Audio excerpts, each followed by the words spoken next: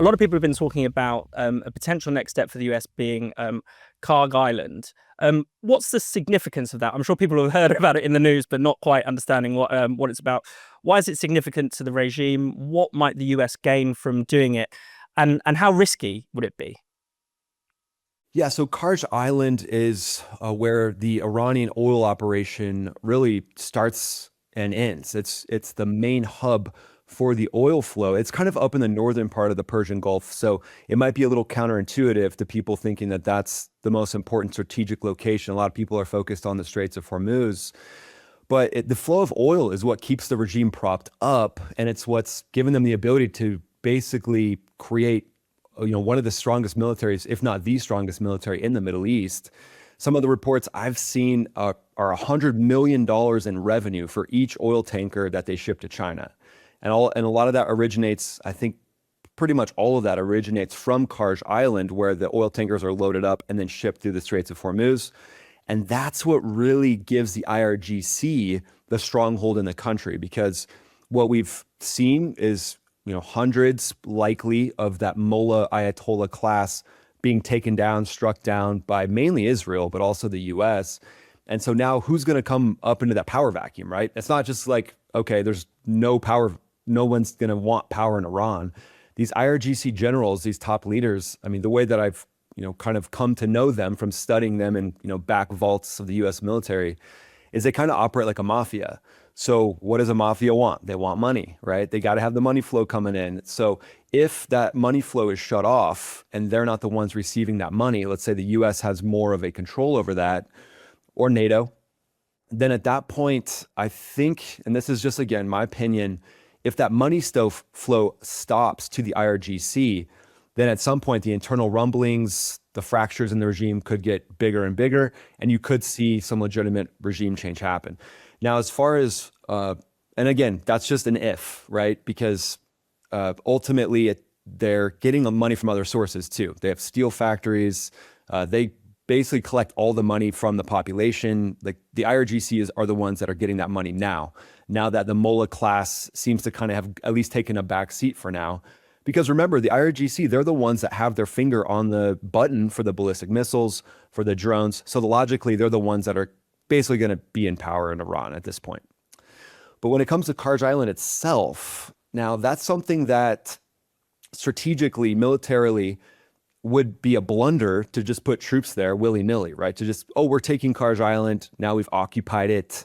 Okay, great. Now, if the US does that without a real plan for air supremacy would mean, all right, no drones are flying, no ballistic missiles are flying.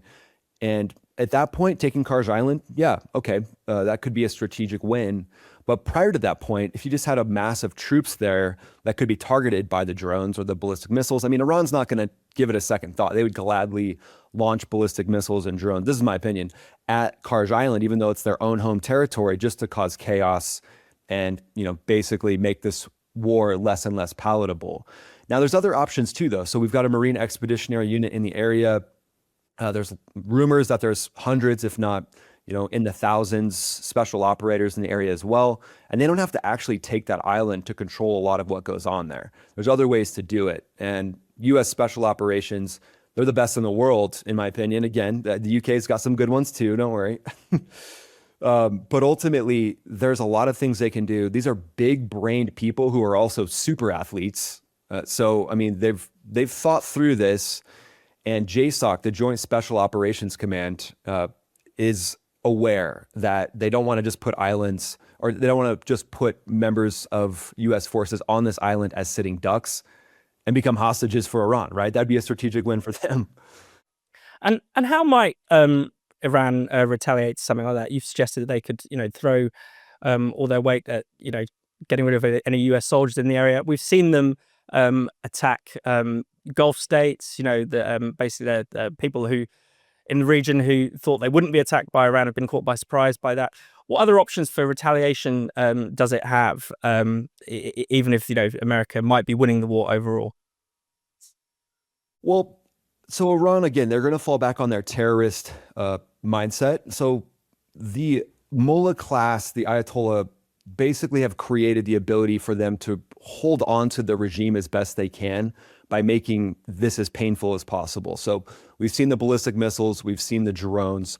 Another thing that maybe some of your viewers don't know is the IRGC, they're the ones that actually were the instructors and the teachers of how to do roadside bomb operations, IEDs, improvised explosive devices. That's their go-to. And they actually trained a lot of the militias in Iraq and Afghanistan on how to do that.